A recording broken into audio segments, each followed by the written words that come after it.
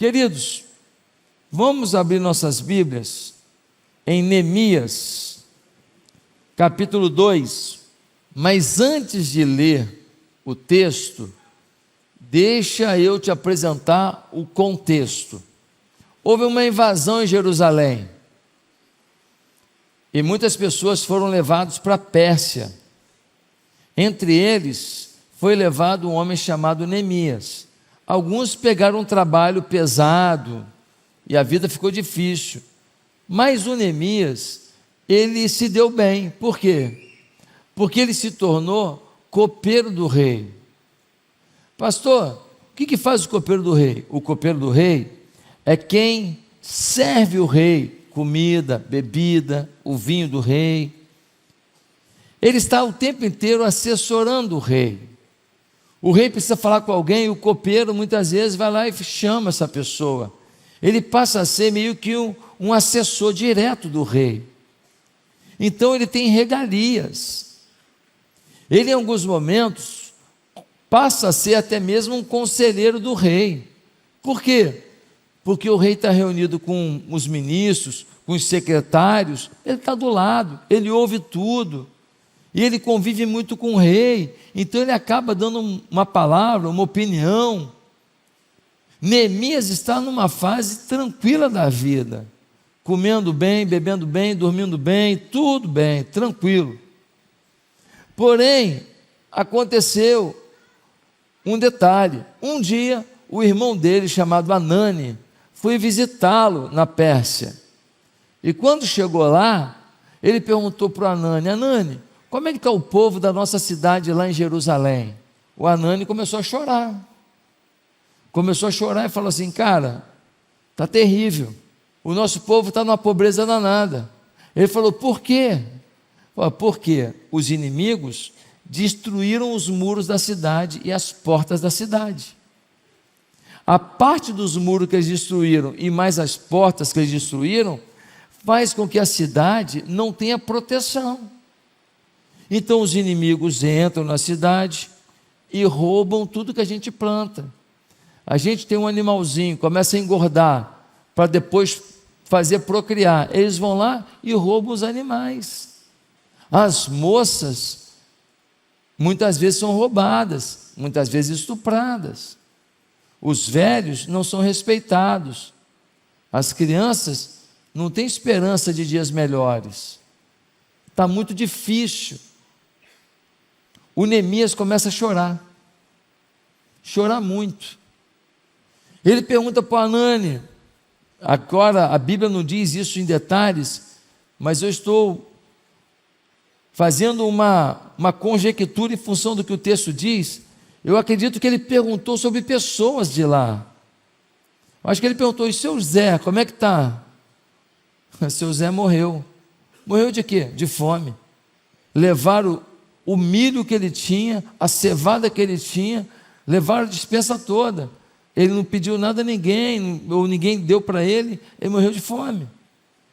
Mas ele tinha uma filha, a filha dele, acho que era Joana, né? E a Joana? A Joana não sai de casa. A Joana está em depressão, porque foi estuprada por 3 homens. Dona Maria, que morava na casa em frente, cadê ela? Dona Maria está lá, magérrima, deitada numa cama, as filhas tentando salvar a vida dela, mas numa miséria danada, e dá dó de ver. Essas histórias foram vindo ao coração de Neemias, e Neemias falou: meu Deus, eu estou aqui, tenho bom, tenho melhor, mas o meu povo, a minha gente, está sofrendo assim. E ele chorou muito, e Deus toca no coração dele, falando: quem sabe você não pode fazer alguma coisa. Ele conversa com o rei, e o rei libera ele para ir para tentar reconstruir os muros de Jerusalém. Mais que isso, o rei deu cartas para que ele passasse pelos outros reinos sem ser barrado. Mais que isso, o rei deu madeira para ele ter uma estrutura mínima para começar a obra. Ele teve uma visão e agora ele começa a ter provisão. E ele falou: Deus está nisso. E aí ele vai para Jerusalém, e é o que a gente vai ler agora. Capítulo 2 de Neemias, a partir do verso 11. Diz assim: a inspeção dos muros. Cheguei a Jerusalém, onde estive 3 dias. Então à noite me levantei, e uns poucos homens comigo. Não declarei a ninguém o que meu Deus me pusera no coração para eu fazer em Jerusalém.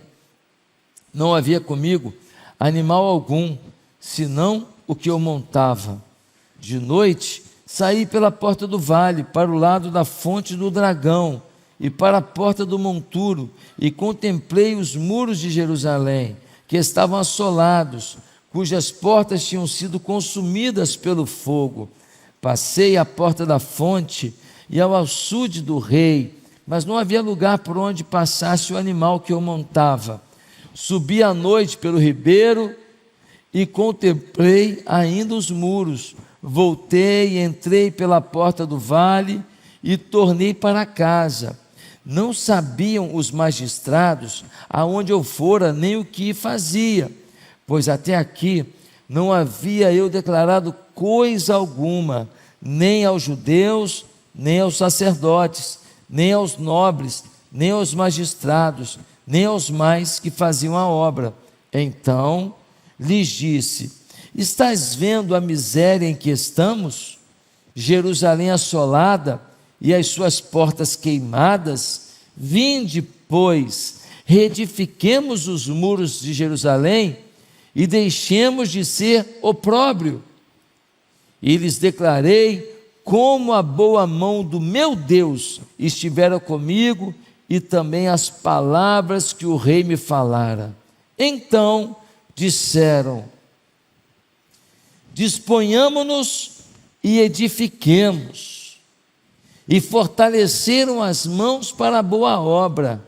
Porém, Sambalate, o horonita, e Tobias, o servo amonita, e Gesem, o arábio, quando souberam, zombaram de nós e nos desprezaram e disseram: que é isso que fazeis? Quereis rebelar-vos contra o rei? Então lhes respondi: o Deus dos céus é quem nos dará bom êxito. Nós, seus servos, nos disporemos e reedificaremos. Vós, todavia, não tendes parte nem direito, nem memorial em Jerusalém. Neemias chega em Jerusalém. Quando ele chega em Jerusalém, ele não sai falando para todo mundo o que ele tem em mente, não. Ele passa 3 dias subindo nos escombros dos muros, olhando o tamanho do problema, anotando quanto que vai precisar de pedra, de madeira, olhando as dificuldades, vendo o que sobrou de madeira na cidade, vendo o que está queimado e que não tem como aproveitar. Depois de 3 dias, ele chama a cidade. Depois de 3 dias calado, sem falar seus sonhos para ninguém. E aqui está um grande segredo: cuidado com o que você fala antes da hora. Cuidado com quem você conta seus sonhos. Ele não falou nada, ele esperou, ele mapeou tudo. Finalmente, ele chama a cidade e diz para eles: olha, deixa eu falar uma coisa para vocês. Deus falou comigo que a gente pode reconstruir os muros da cidade.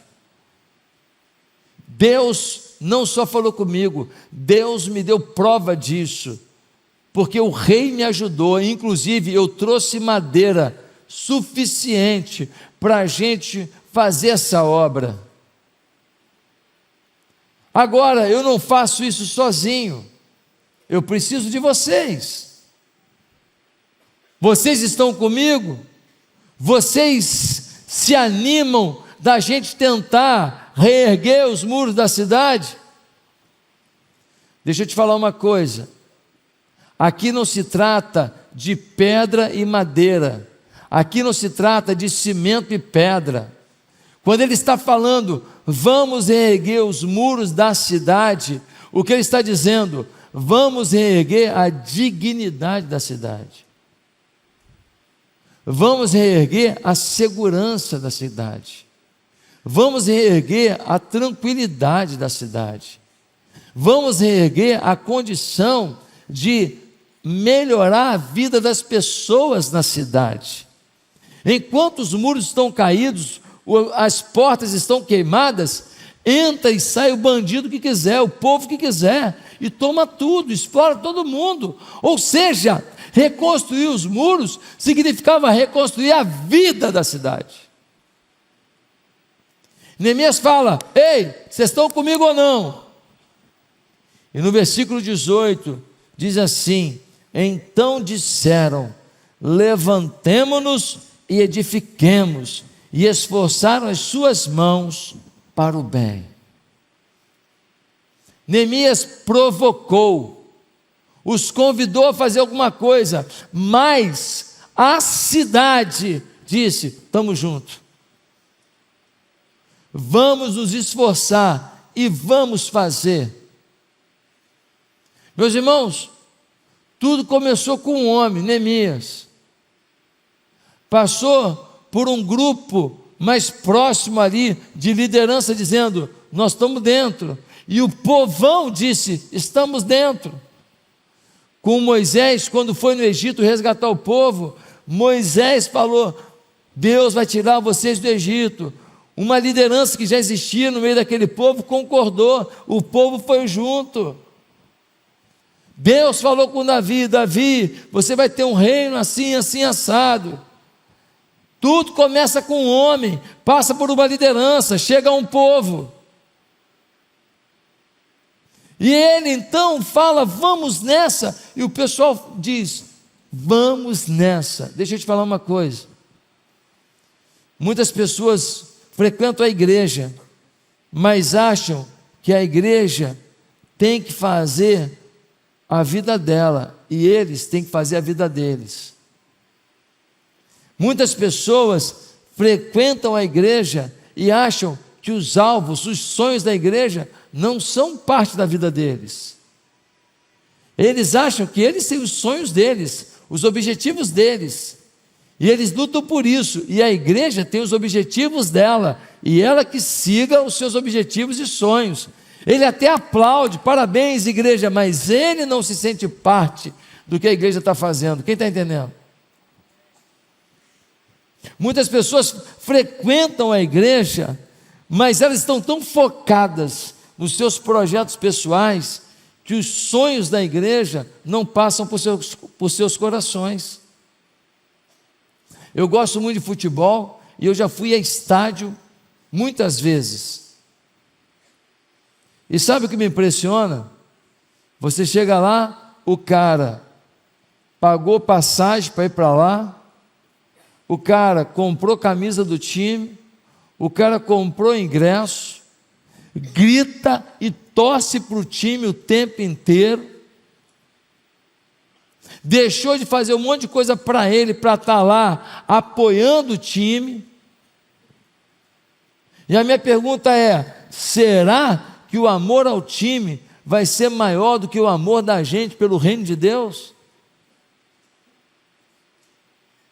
Uma escola de samba, a pessoa passa o ano inteiro num sofrimento, numa pobreza, muitas vezes não tem o dinheiro para comprar o gás.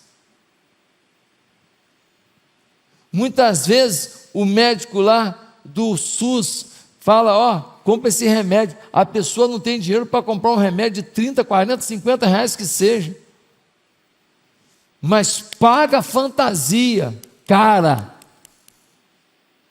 para desfilar 40 minutos uma vez na vida, e no final do desfile ainda está com o pé machucado, ainda a fantasia cortou a virilha, cortou o braço, cortou o pescoço, e a pessoa está sentindo dor, que a fantasia está machucando, e samba até o final. A minha pergunta é: será que o amor à escola de samba vai ser maior do que o amor da gente pelo reino de Deus? O que muita gente não entendeu é que igreja não foi criação de homem. Igreja foi uma ideia de Deus para unir pessoas num esforço conjunto para que o seu reino seja implantado na terra. Quando uma pessoa vive só em função dos seus objetivos, das suas vontades, dos seus interesses, essa pessoa ainda não entendeu que a sua vida, ela começa em Deus e tem que terminar em Deus. O que você faz, o que você empreende, o que você conquista, não está fora do reino de Deus, está dentro. Onde você vai, você é um missionário. Os recursos que você ganha estão à disposição do reino. Os seus talentos estão à disposição do reino. Mas algumas pessoas estão na igreja, e a igreja está motivada, vamos lá, abrir igreja nas tribos africanas, e ele, pô, bonito, parabéns. Não bota um centavo, não bota uma oração.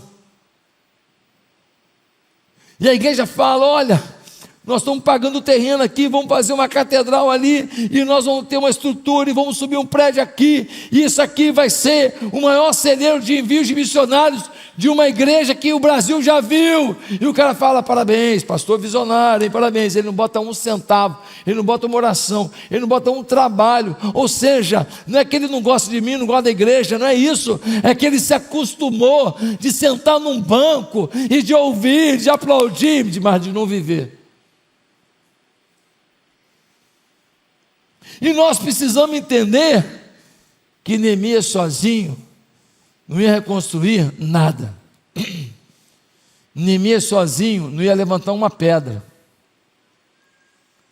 Neemias sozinho não ia chegar a lugar nenhum. Ah, pastor, mas essa igreja é muito desafio, é desafio de África, de sertão, de não sei o que lá, de creche, comunidade terapêutica, assistência em momento de calamidade, e agora o senhor já está falando de criança abandonada do Nepal e tal. Ah, pastor!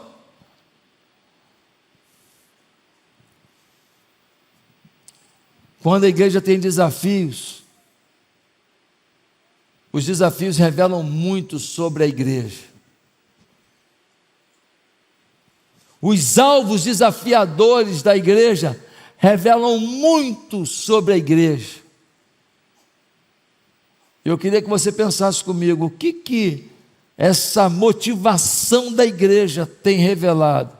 Primeiro, diante de alvos desafiadores da igreja, podemos responder quem somos. Você é motivado ou desmotivado? Empolgado?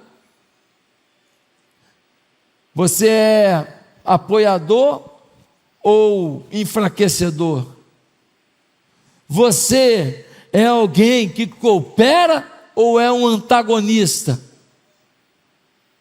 Porque se a igreja está paradinha, não faz nada, você é igual a todo mundo. Está me entendendo? Se a igreja não tem nada para fazer, aquela igreja que é da mesmice, você não faz nada e você é igual a todo mundo. Mas quando a igreja quer ganhar uma cidade que está na mão da bandidagem,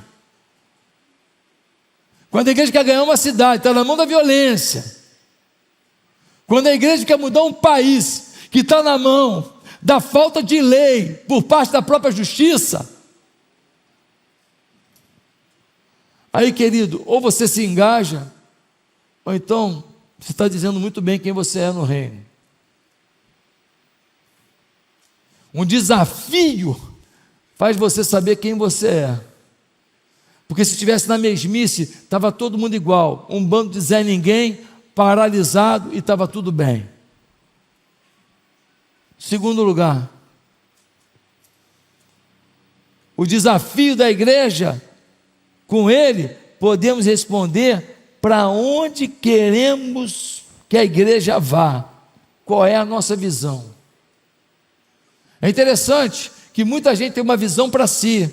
Eu quero ganhar mais, eu quero empreender, eu quero abrir mais uma loja, eu quero criar um serviço novo. Eu quero melhorar de emprego, eu quero passar no concurso público.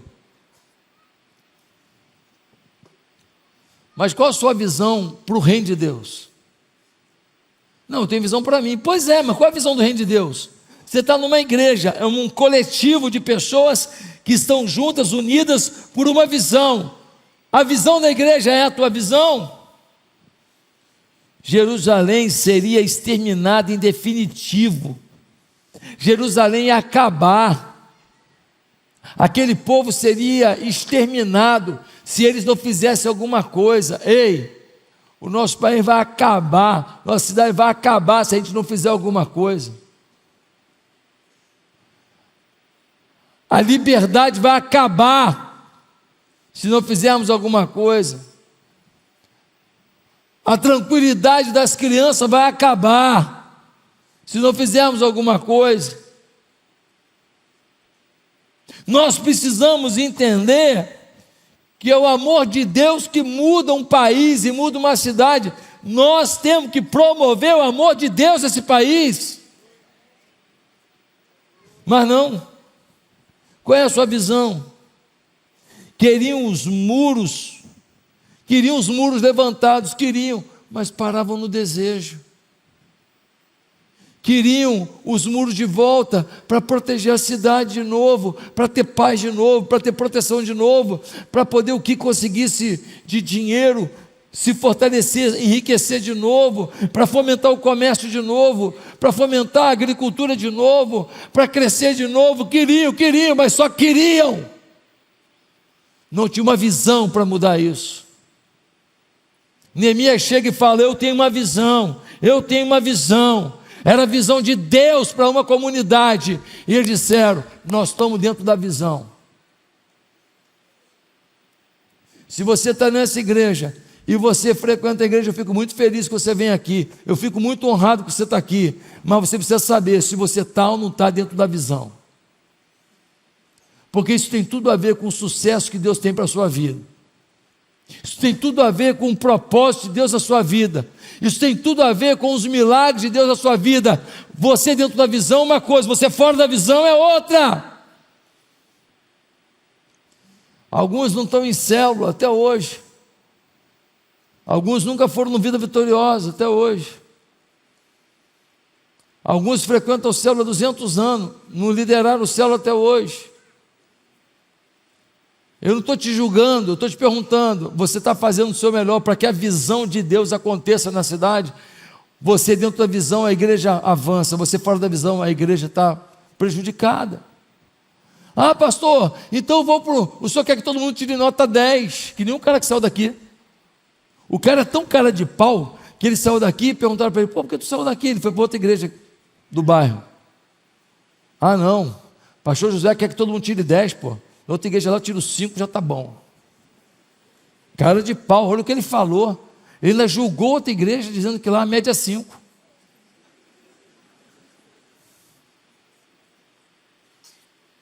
Meu Deus, nem o pastor de lá merece que ele faça isso. Mas foi a avaliação dele. Eu não quero uma visão. Diante dos alvos desafiadores da igreja, terceiro lugar, podemos ver nosso nível de comprometimento com o reino de Deus. Neemias falou aqui, nós temos como reconstruir o muro. Vocês estão sabendo, nós vamos ter que levantar muita pedra, nós vamos ter que levantar muita madeira, nós vamos ter que ralar demais, nós vamos ter que trabalhar demais, nós não podemos perder tempo, nós vamos ter que trabalhar de manhã até de noite, todo dia, porque nós temos que fazer rápido, porque nós temos inimigos. Quando eles começaram a querer fazer a obra, Sambalate, Tobias, Gesem, começaram a falar: ei, que isso? Vocês vão fazer a obra aí? É ruim, hein? Vocês estão querendo ir contra os nossos reis? Vocês estão querendo ir contra os povos que invadem vocês? Quem vocês pensam que são? Ei, toda vez que você quiser viver uma visão de Deus, vai ter um Sambalate, um Tobias na sua vida. Toda vez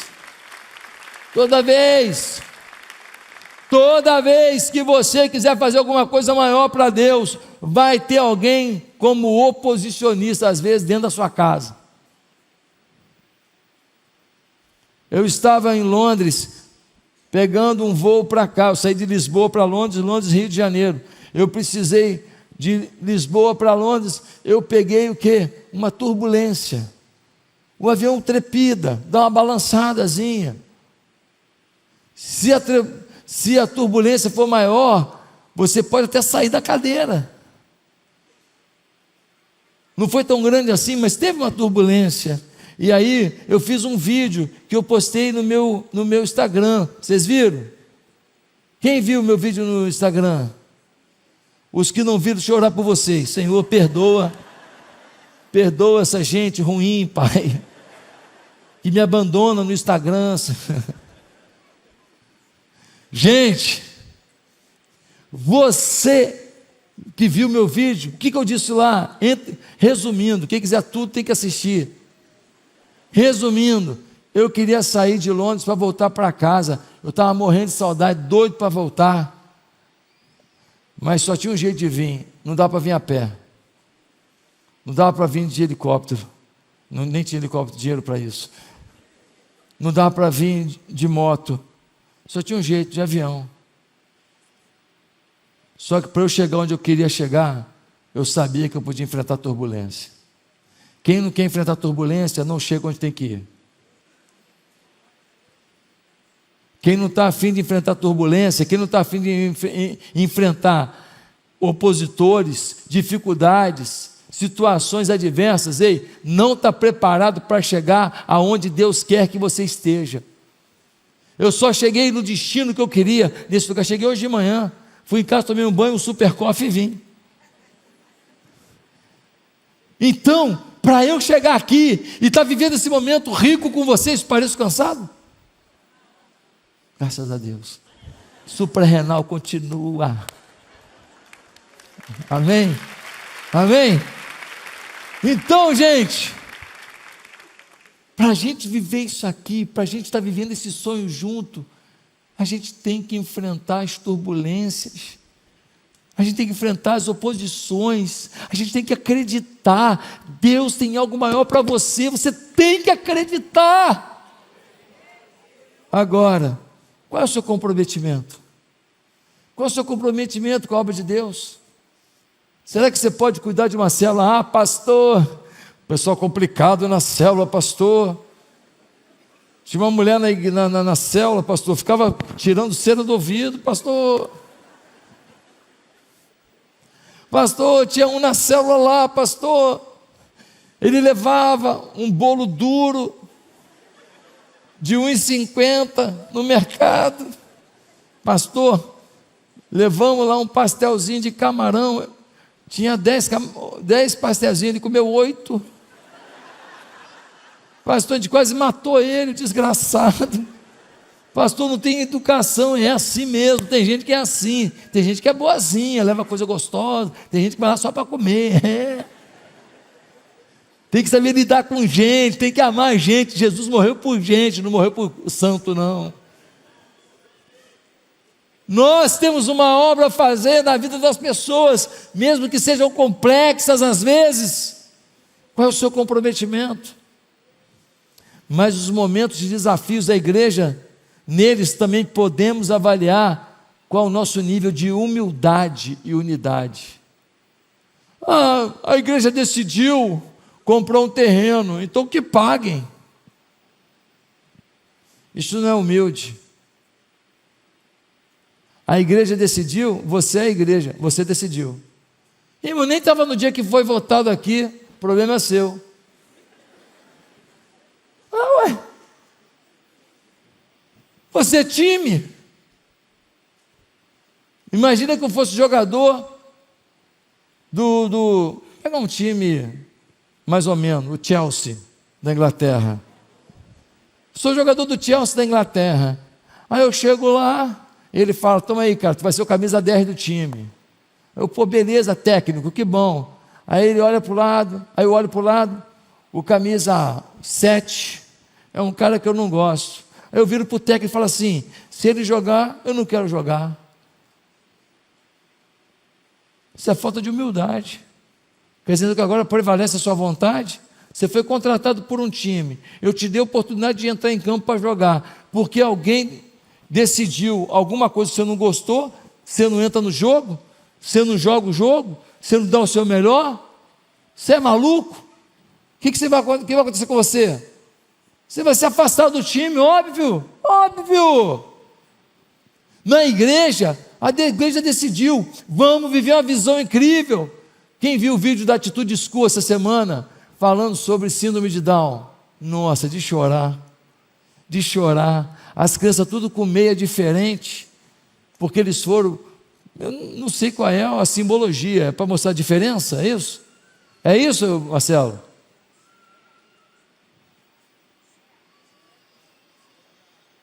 Lembra a síndrome de Down? Hã?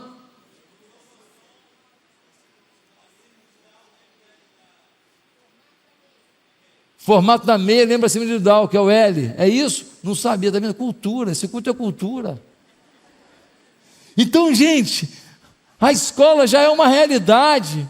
A escola está acontecendo, porque um dia alguém decidiu. Agora, quem achou que não vai conseguir, conseguiu. Você vai ficar de fora do que Deus está fazendo? Você vai ficar de fora dos sonhos de Deus? Não, não. Você precisa ser humilde. Falar, cara, minha igreja está indo, eu vou junto. É África, nós vamos. É aonde? É Amazônia, nós vamos também. É Marrocos. Senhor, levanta alguém. Um país com 99% de gente que não conhece Jesus como Senhor e Salvador. Nós precisamos de humildade. Um cavalo, ele puxa 1 tonelada. Você bota 2 cavalos, puxa quanto? Toneladas. Um cavalo puxa 1 tonelada, 2 cavalos não puxa 2 toneladas, 2 cavalos puxa 10, 15, 20 toneladas, é impressionante, é assustador. A gente junto, a gente faz a diferença. A gente junto, o traficante entrega as armas e fala, eu não quero para os meus filhos a vida que eu estou levando. A gente junto, os bairros infestados pela violência vão ter conversões em massa. Pessoas que faziam mal não vão conseguir mais fazer o mal. O Espírito de Deus vai tomar a cidade.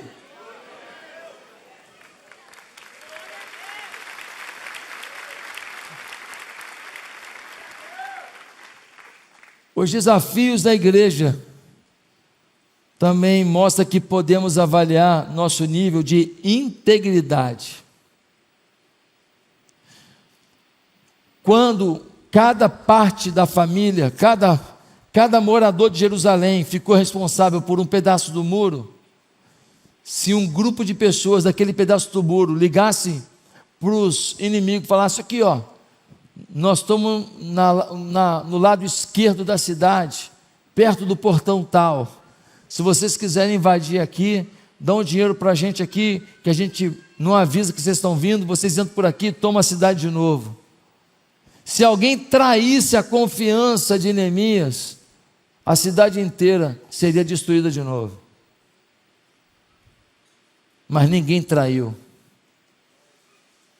Todo mundo trabalhou, todo mundo se empenhou, todo mundo ficou lá. Agora olha a dificuldade. Os inimigos começaram a ameaçar. Eles trabalharam 52 dias ininterruptos. Mas sabe como? Com espada do lado, com lança no chão, fazendo muro, pegando pedra e olhando o inimigo. Trabalharam sob pressão. Irmão, quando eu era analista de sistemas, em algumas vezes eu tive que virar noites fazendo sistemas, porque tinha um prazo para entregar um sistema para atender uma demanda da empresa. Era uma pressão. Madrugada dentro, programando, fazendo um sistema novo, vendo se está dando certo ou errado, e testando e tal, e não deu certo tal, e faz mais teste, e desenvolve noites. Trabalhar sob pressão é brabo. É como aquela pessoa que chega numa cirurgia e só tem 5 minutos para estancar o sangue, senão a pessoa morre. Eu não queria ser o médico nessa hora. Ele está vendo sangue para todo lado, ele vai para o rim ou ele vai para o baço, para onde que eu vou aqui? De onde vem esse esguicho de sangue? De onde está vindo isso? Está onde? Se ele não fizer rápido, sai o sangue, a pessoa morre. Tem que ser decidido muito rápido. Tem que ser decidido com muita sabedoria. Meus queridos, nós precisamos de gente íntegra na igreja, gente que aceita os desafios, gente que trabalha sob pressão, gente que não se entrega. Não lidero mais nada na família não, porque esqueceram de me elogiar. Eu não lidero mais célula não, porque tinha um cara lá que era chato. Não, gente íntegra não entrega seus propósitos por causa de dificuldades. Gente íntegra vai até o fim. Momentos de desafio revelam a sua integridade. Você é íntegro na hora das dificuldades, das pressões. Na hora que o pastor fala, gente, vamos contribuir para o terreno, tem alguém que fala assim, talvez: nossa, agora esse terreno aí já não aguento mais. Eu não sei se aconteceu, mas não duvido que tenha acontecido. Você não aguenta mais e eu? Para mim era muito mais confortável, meu amigo, fazer obra missionária nenhuma, ação social nenhuma. O dinheiro que entra aqui fica aqui mesmo. Já tinha botado Marmauri Carrara em tudo. Já tinha comprado um prédio aqui na frente só para a gente aqui, ó. Estava tudo certo. Berço esplêndido. Eu estou comprando um barulho para mim, porque esse barulho não é meu, é nosso. Estou comprando um barulho para mim, porque Deus está nos cobrando, Deus tem nos abençoado, nossas igrejas prosperam no mundo inteiro. É incrível o que está acontecendo. Fui em Milton Keynes agora, a igreja cheinha, olha, lindo, depois de passar por umas dificuldades, o que Deus está fazendo é incrível. Fui na igreja do Porto agora, lotada, Lisboa, prédio novo, Deus abençoando. Coimbra tem, se não me engano, 9 nacionalidades diferentes na igreja. Tem gente da Angola, tem gente da Dinamarca, tem gente da Polônia, Cara, se aquele povo for preparado, cada um volta para o seu país e abre uma célula, a gente abre 9 nações. Uma igreja para o Senhor Jesus. O que Deus está fazendo é inacreditável. E nós vamos parar. E Satanás avançando. E Satanás dominando. Uma moça saiu agora na justiça para ela ser condenada a 14 anos de prisão e pagar 30 milhões de multa. Por quê? Porque ela escreveu uma frase num monumento de Brasília com batom. Perdeu, mané.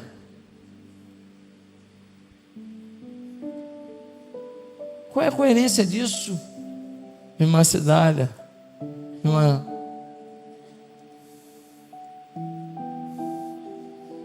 qual a coerência disso?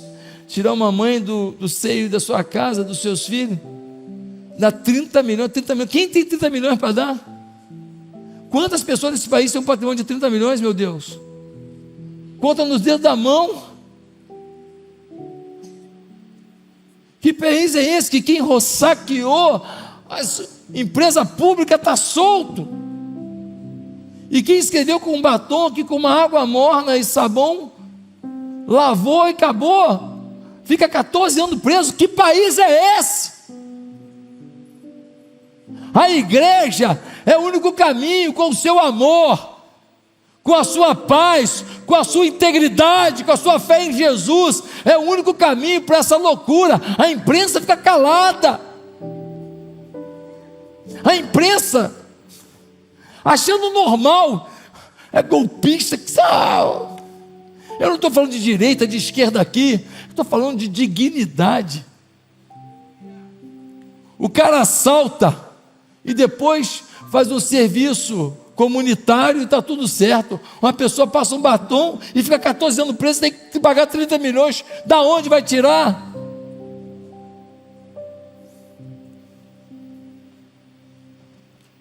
A igreja precisa ser íntegra. para ter uma mensagem correta, porque só a igreja muda esse país. Mas diante dos desafios, nós podemos avaliar também nosso nível de desprendimento. Aquele povo trabalha, ganha para comer. Trabalha, ganha para comer. Ou seja, planta um negocinho, faz um trabalho de ferreiro, faz um trabalho aqui de carpinteiro. Eles trabalham hoje para comer amanhã. Ninguém estava com dinheiro ali. Ou seja, eles ficaram 52 dias trabalhando. O tempo que eles ganhariam para eles doaram para a obra de Deus. Eles perderam 52 dias de trabalho. Desprendimento. Gente pobre, numa cidade que estava na miséria, doou 52 dias de trabalho para que a vontade de Deus acontecesse. Qual é o teu desprendimento? Tem alguns empresários aqui. Quando foi que você deu uma oferta exponencial para o reino de Deus?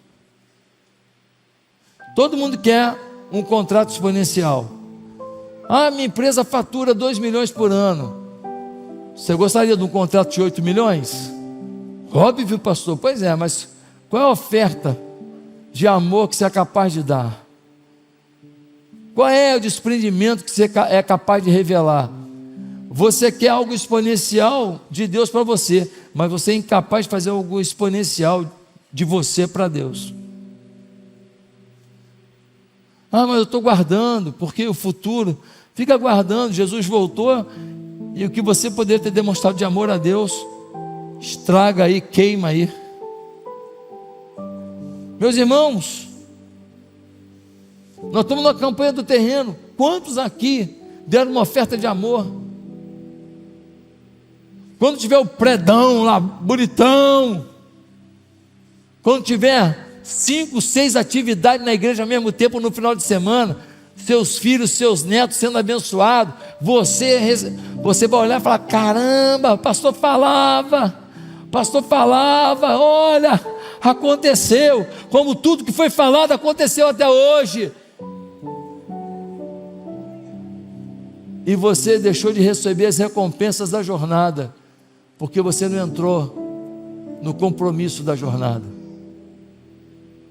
Depois que Deus fizer, aqueles que foram os mantenedores, os fiéis apoiadores da jornada, receberão as recompensas da jornada. No final do culto, vai ter 2 pessoas ali, com a maquininha. Se você quiser fazer uma oferta exponencial hoje para o terreno da igreja, para nos ajudar, numa batalha que nós temos todo mês para pagar esse terreno, e mais as coisas da igreja que não pode parar, no final você pode ir naquele cantinho ali, vai ter 2 caras com maquininha ali, para você fazer uma oferta especial. Pastor, hoje vai ter 2 ofertórios? Não, querido, hoje vai ter 2 ofertórios não, hoje vai ter entrega total de coração. Não é a hora do ofertório, é a hora do coração. No final do culto, se você quiser fazer uma oferta, que você pode, que você sentiu, para o terreno, vai ter 2 pessoas ali no cantinho ali, você vai lá, faz a sua oferta. Essa obra é necessária, mas os desafios da igreja também nos revelam o nível de gratidão que temos a Deus. Irmãos, o Neemias estava numa boa, estava lá em Suzã, estava lá na Pérsia, comendo do bom, bebendo do bom, dormindo numa cama confortável, tranquilo. E ele sabia que ele podia ter entrado numa furada quando ele foi levado para lá. Ele sabia que ele podia estar num sofrimento incrível, ele tinha gratidão. Ele abre mão da corte da Pérsia e ele vai em direção a Jerusalém, a favela que virou Jerusalém. Ele vai até lá. Sabe por quê? Porque ele é grato a Deus. Eu e o pastor Robson estávamos visitando as nossas igrejas no sertão. Chegamos lá numa casinha lá, muito simplesinha. A portinha é baixinha, porque o irmão é baixinho, ele fez o tamanho dele, a casa é dele. A gente, para entrar, a gente teve que abaixar para entrar na casa. A casa dos 7 anões, assim, né? Aquela casa pequenininha. E nós chegamos lá, a casa muito simples, muito simples. Na frente da casa, 2 mesas com um banquete. Mas um banquete assim, do jeito sertanejo. Uns cajus lindos, caldo de cana, rapadura, 2 tipos, a rapadura grossa e aquela que é batida. Quem conhece os 2 tipos de rapadura? Isso, nós temos raízes nordestinas, né, gente? Meu avô era sergipano. Suco, jarras de sucos, de frutas da região, do sertão. Pensa num banquete. E as palavras daquele homem me revelaram uma coisa: aquele banquete tinha a ver com gratidão. Um homem de mão grossa, ele trabalha fazendo paralelepípedo com a mão. Um homem pobrezinho, simples. Tem uns porquinhos lá atrás do quintal, lembra, Robson? Uns leitãozinhos, que ajudam no sustento da família. Mas aquele homem era grato, porque a atitude foi para a cidade dele levar uma mensagem de esperança. Um homem sofrido, nem era tão velho, mas parecia muito mais velho, porque é um sol escaldante, não tem protetor solar, não tem nada, irmão, é o couro comendo mesmo. E sabe o que ele falou para mim? Passa vergonha agora você. Ele falou: pastor, eu te escuto todo dia. Eu falei: me escuta todo dia? Como assim? Ele falou: na internet. Todo dia eu faço um vídeo, Manhã com Deus, todo dia. Ele assiste todo dia, tem internet na casa dele, você acredita? Casinha pequenininha lá, um sinalzinho de internet lá, e ele vai no YouTube, todo dia ouve a palavra de Deus, do pastor do Rio de Janeiro, do pastor presidente da Atitude. Olha que legal, gente. Gratidão. Eu entrei na rapadura, eu mandei para dentro uns 3 caju rapidinho. Claro, porque eu sabia que aquele banquete era fruto do amor e da gratidão. Mas para terminar, o que os desafios da igreja revelam, podemos avaliar se a nossa fé é verdadeira. Aquele povo ouviu um homem que estava longe há um tempão. Neemias já estava na Pérsia há um tempão. Ele vira e fala aqui, ó: Deus falou comigo, que se a gente se unir, a gente ergue os muros. Eles podiam falar assim: você está maluco, rapaz, você ficou muito tempo fora. Olha a obra que tem que fazer, rapaz, como é que nós vamos fazer isso? Nós não temos recurso, não temos força para isso. Você está doido? Na hora que a gente começar a fazer, os inimigos vão vir e vão quebrar tudo de novo. Você está doido? Mas o espírito de fé tomou o povo a partir da palavra de Neemias. O espírito de fé tomou a igreja. Eu me lembro que quando me levaram, o empresário me pegou, me levou lá no sertão. Andamos pelo sertão, Bahia, Pernambuco e Piauí. Andamos por aquilo tudo lá. Ele falou: essa é a realidade, vai fazer nada não? Eu virei para o pastor Robson, falei: pastor, nós vamos abrir 10 igrejas no sertão. Se vira aí, irmão. Nós vamos abrir 10 igrejas no sertão. Quantas igrejas nós temos já no sertão, Robson? Já temos 10. Já temos 10. E isso é só o começo. O poder da fé, uma palavra liberada na boca de alguém que crê, não é uma previsão futura, é uma certeza presente. Nós precisamos ter palavra de fé. Pastor, não está funcionando. Vou terminar agora, mas agora, quem sair agora morre.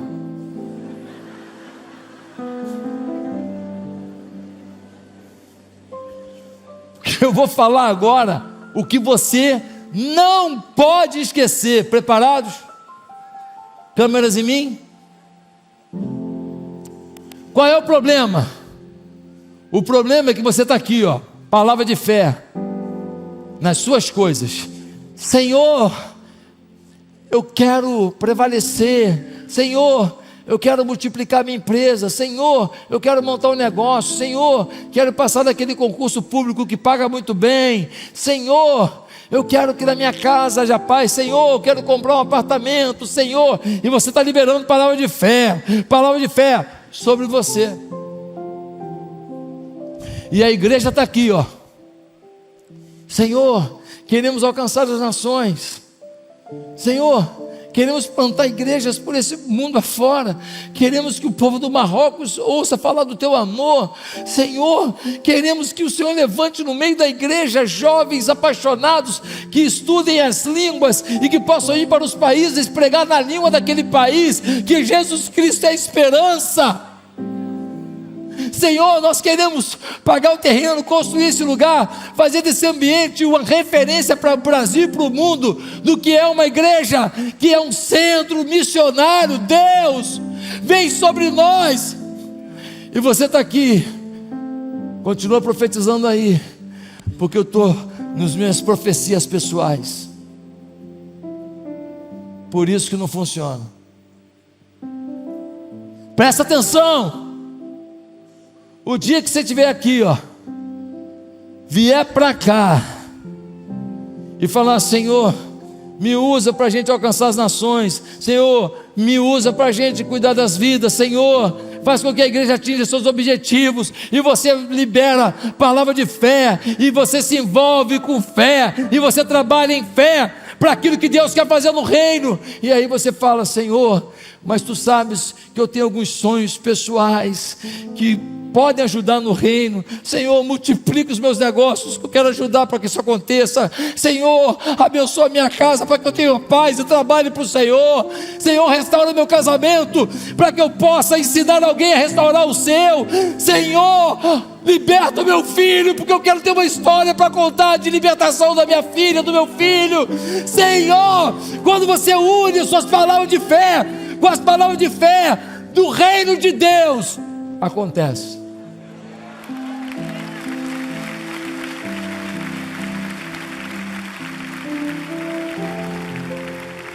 Você não pode liberar palavra de fé para o seu ego e você não ser palavra de fé para o reino. Sua vida tem que se concatenar com o reino, e então a palavra de fé que você libera tem a ver com você e com o reino, porque é uma coisa só. Quem está entendendo?